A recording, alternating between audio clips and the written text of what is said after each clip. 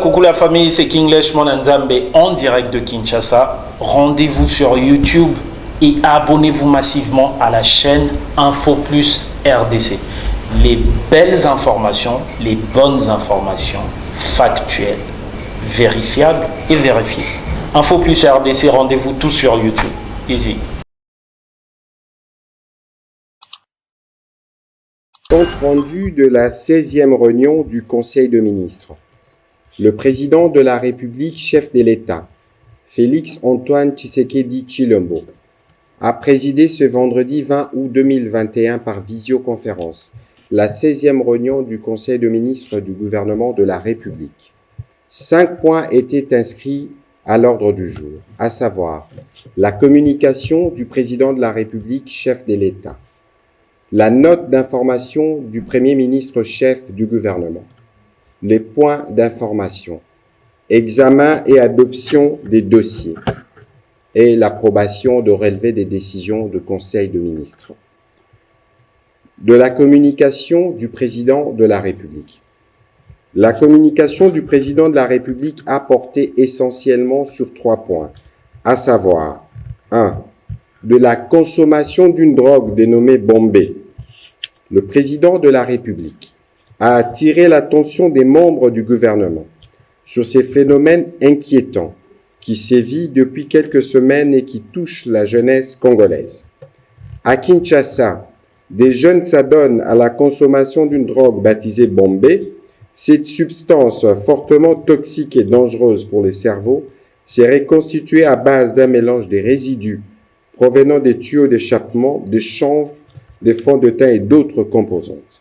La toxicité de cette substance est actuellement étudiée par une commission spéciale du ministère de la Santé.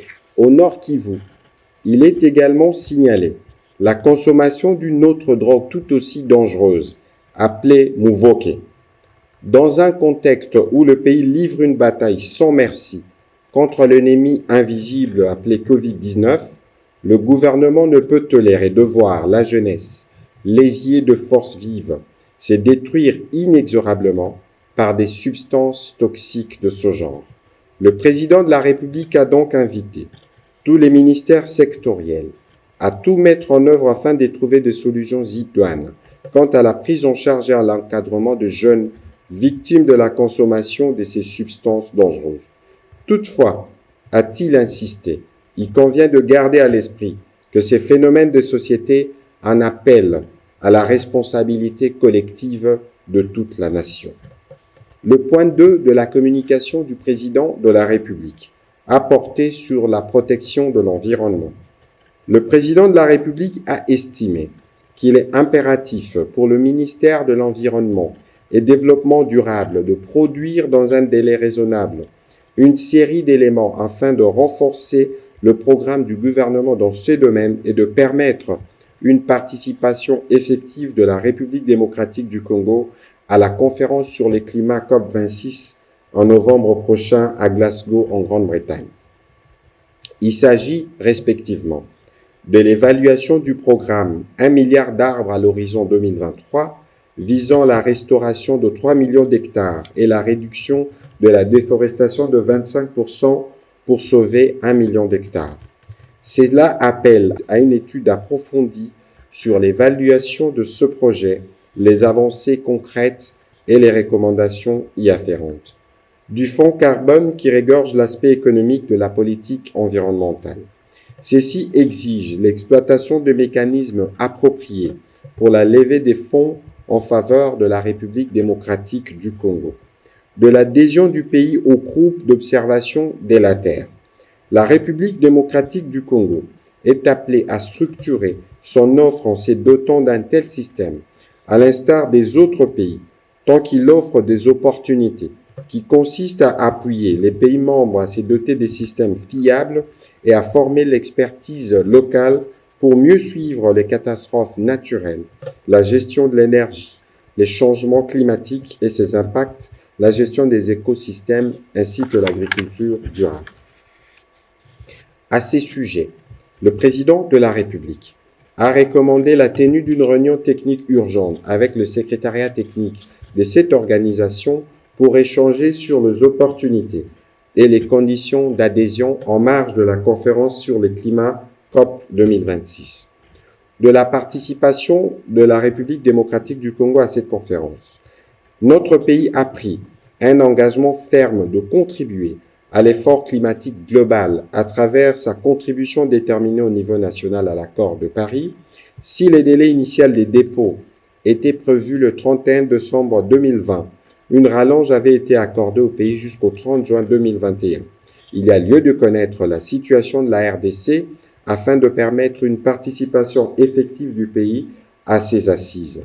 Pour rencontrer les observations ci-dessus formulées par le président de la République, la vice-première ministre, ministre de l'Environnement et du Développement durable, a été invitée à prendre des dispositions nécessaires quant à ce.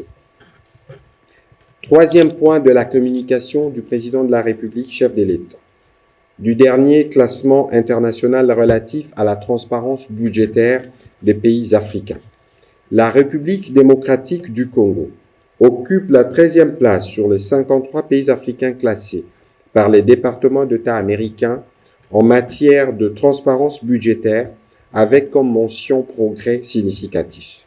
Face aux progrès réalisés, le président de la République a présenté ses encouragements aux membres du gouvernement et à tous les services de la République commis à cette tâche. Le gouvernement a été invité à renforcer l'appréciation de la participation citoyenne tout au long du processus budgétaire. De cette façon, a soutenu le président de la République. Chacun va participer à l'amélioration de la gouvernance budgétaire en assurant une bonne affectation des ressources publiques en vue de privilégier l'intérêt général et d'impulser une incidence positive sur le bien-être quotidien de notre peuple. Prenant la parole à son tour, le Premier ministre intervenant spécialement après les mots du président de la République a tenu à féliciter le président de la République pour son élection comme vice-président de la Communauté de développement d'Afrique australe, SADC, en prélude à la présidence de cette organisation qui devra occuper l'année prochaine. Le Premier ministre chef du gouvernement a saisi aussi cette occasion pour rappeler aux membres du gouvernement les devoirs de réserve, l'esprit d'équipe, la solidarité et l'obligation d'exemplarité qui doivent le caractériser à tout moment dans l'exercice de leurs fonctions. Au chapitre de points d'information, vice-premier ministre, ministre de l'Intérieur, décentralisation et affaires coutumières, a brossé l'état du territoire national. Durant cette semaine, l'état d'esprit de la population a été marqué notamment par la participation du président de la République, chef de l'État, au 41e sommet de la Communauté de développement d'Afrique australe tenu à Lilongwe au Malawi et sa désignation au poste de vice-président de cette organisation régionale. La présence depuis le 14 août 2021 d'un groupe de forces spéciales américaines de l'unité spéciale antiterrorisme dans le cadre de la coopération militaire République démocratique du Congo, États-Unis d'Amérique. Des réactions et commentaires en sens divers au sein de l'opinion sur la nouvelle tarification d'avions des vols domestiques publiée par le ministère de l'Économie. La forte attente de l'opinion du dénouement à l'Assemblée nationale, de la crise consécutive à la désignation par les confessions religieuses du candidat président de la Commission électorale nationale indépendante. Poursuivant sur ce chapitre, le ministre de la Défense nationale et ancien combattant a présenté au Conseil une situation sécuritaire qui demeure relativement calme et sous contrôle des forces armées de la République démocratique du Congo. Les opérations militaires se poursuivent dans la partie Est, particulièrement dans les provinces de l'Ituri et de Nord-Kivu, placées sous état de siège. Il a exprimé l'optimisme du gouvernement quant à l'atteinte de l'objectif final recherché, à savoir mettre hors d'état de nuire les ennemis actifs dans cette partie du pays depuis près de 25 ans, ramener la paix, la stabilité et la sécurité. Sur le terrain, les forces armées de la République démocratique du Congo ont pris et mettent en œuvre les dispositifs suivants: la poursuite des opérations militaires en profondeur dans les zones rouges, les renforcements des dispositifs de renseignement opérationnel par l'acquisition des drones tactiques et les recours à des avions de reconnaissance, le bouclage de la formation du bataillon de combat en jungle qui attend l'équipement pour son opérationnalisation. Par ailleurs, le ministre de la Défense nationale et ancien combattant a informé le Conseil de la poursuite des travaux d'évaluation de l'état de siège au niveau de la Commission Défense et Sécurité de l'Assemblée nationale, où les experts de son ministère approfondissent les sujets avec les députés nationaux après les passages de 2 gouverneurs militaires devant cette commission. Prenant la parole à son tour, le ministre de la Santé, Hygiène et Prévention a informé le Conseil de l'évolution de la pandémie à Covid-19. La tendance baissière de contamination se consolide. Les statistiques d'occupation de lits présents à Kinshasa connaissent une baisse du taux allant de 80% à une moyenne aujourd'hui de 7% depuis la prise de mesures visant à endiguer cette 3e vague. Le ministre de la Santé publique a noté que le gouvernement poursuit ses efforts en équipement pour les provinces touchées par la pandémie. Il a informé le Conseil de la reprise de la vaccination depuis le 17 août 2021 à Kinshasa et dans les provinces à la suite de la réception récente d'une quantité de doses de vaccins venues de la Grande-Bretagne. Les restes de vaccins seront disponibles en septembre de l'année en cours. Pour clôturer ces points, le ministre de la Santé a insisté sur la nécessité pour tous de respecter strictement les gestes barrières. Toujours à ces propos et au sujet de la pollution de la rivière Chikapa, le ministre de la Santé a informé les membres du Conseil que son ministère suit de près cette situation. 13 des 18 zones de santé de la province du Kasaï sont touchées par cette pollution d'eau avec une population évaluée à peu près 1 million d'habitants. Dans ces cadres, la sensibilisation s'intensifie pour inviter la population locale et les pêcheurs à s'abstenir de la consommation de l'eau polluée ainsi que de poissons et d'autres animaux aquatiques morts. Prenant la parole à son tour, le ministre de l'Intégration régionale a informé le Conseil de la tenue à Kinshasa de la 4e session de la Grande Commission mixte République démocratique du Congo-Burundi. Le ministre de l'Intégration régionale a informé les conseils qu'initialement prévue à Kinshasa du 10 au 12 août dernier, cette réunion de la commission mixte se tiendra finalement du 31 août au 2 décembre 2021. À la suite de ces reports qui a été sollicité par les parties burundaises, les préparatifs de ces assises se poursuivent normalement. Cette réunion vient renforcer les liens entre les deux pays à la suite de la visite il y a quelques mois à Kinshasa effectuée par le chef de l'État burundais. Le Conseil de ministres a pris acte de son rapport. Point 4 du Conseil de ministres de ce jour. Approbation d'un relevé des décisions du Conseil de ministres. Le Conseil de ministres a adopté le relevé des décisions prises lors de sa 15e réunion tenue le vendredi 13 août 2021. Point 5. Examen et adoption des dossiers. Premier dossier. Évaluation et suivi des mesures pour la mobilisation accrue des recettes de l'État. Le ministre des Finances a présenté au Conseil la situation de la trésorerie de l'État. Il en ressort que les recettes publiques collectées du 1er au 19 août 2021 sont de l'ordre de 563,9 milliards de francs congolais, ce qui représente 82% des assignations budgétaires du mois d'août en cours, lesquelles ont été arrêtées à 689,1 milliards de francs congolais. Cette performance qui se consolide dans la mobilisation des recettes tient des dispositifs de contrôle et de traçabilité renforcés au niveau de régie financière qui, depuis les débuts de cette année, ont mobilisé un total de 7 169 milliards de francs congolais, soit 76% de leurs assignations annuelles chiffrées à 9 374 milliards de francs congolais.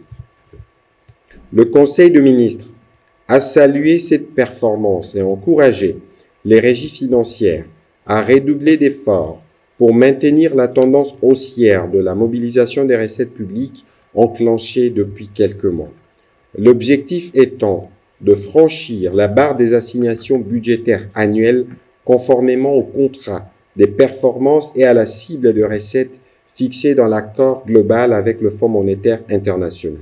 À ces propos, le ministre des Finances a informé le Conseil que le gouvernement a d'ores et déjà rempli les critères convenus avec le FMI en fin juin, ce qui ouvre la voie au décaissement en décembre prochain de la deuxième tranche de ce fonds dans le cadre de la facilité élargie des crédits consécutivement à l'approbation du programme. Cela sera précédé par une mission d'évaluation du Fonds monétaire international prévue en septembre prochain. Abordant sur ces chapitres, le ministre d'État, ministre du Budget, a informé le Conseil de la fin de travaux sur la conférence budgétaire, dont les conclusions sont globalement satisfaisantes quant à la perspective pour l'amélioration des recettes et la présentation du budget dès la rentrée parlementaire de septembre. Après débat et délibération, ces rapports d'évaluation et de suivi des mesures pour la mobilisation accrue des recettes de l'État a été approuvé. Point 2. États généraux de l'enseignement supérieur et universitaire. Le ministre de l'Enseignement supérieur et universitaire a présenté au Conseil le dossier relatif à l'organisation des États généraux de l'enseignement supérieur et universitaire qui se dérouleront à Lubumbashi du 6 au 10 septembre 2021. La convocation de ces assises, dont les travaux préparatoires ont été bouclés au mois de juillet 2021, a pour objectif de relever, redresser, requalifier et innover le système de l'enseignement supérieur et universitaire en République démocratique du Congo, conformément au pilier 11, axe 51 du programme d'action du gouvernement 2021-2023. De ces assises, les praticiens et partenaires de ces secteurs stratégiques dégageront des options et des recommandations concrètes dont la mise en œuvre permettront au gouvernement de relever les défis qui impactent négativement les systèmes éducatifs congolais, parmi lesquels l'inadéquation entre la formation universitaire et le monde de l'emploi et la difficulté d'entreprendre des recherches axées sur des solutions des problèmes de société. Après débat et délibération, ce dossier a aussi été approuvé. Avant de clôturer cette réunion, le président de la République, chef de l'État, a donné la parole au ministre des Transports, Voies de communication et désenclavement, qui a informé le gouvernement de l'incendie qui a ravagé ce vendredi le siège de la régie de voies aériennes. Plusieurs bureaux ont été totalement endommagés par le feu. Le président de la République a demandé au vice-premier ministre, ministre de l'Intérieur, décentralisation et affaires coutumières, de diligenter une enquête pour établir rapidement le cause de cet incendie. Commencé à 11h10, la réunion du Conseil a pris fin à 14h20. Coucou la famille, c'est Kinglish Monanzambe en direct de Kinshasa. Rendez-vous sur YouTube et abonnez-vous massivement à la chaîne Info Plus RDC. Les belles informations, les bonnes informations factuelles, vérifiables et vérifiées. Info Plus RDC, rendez-vous tout sur YouTube. Easy.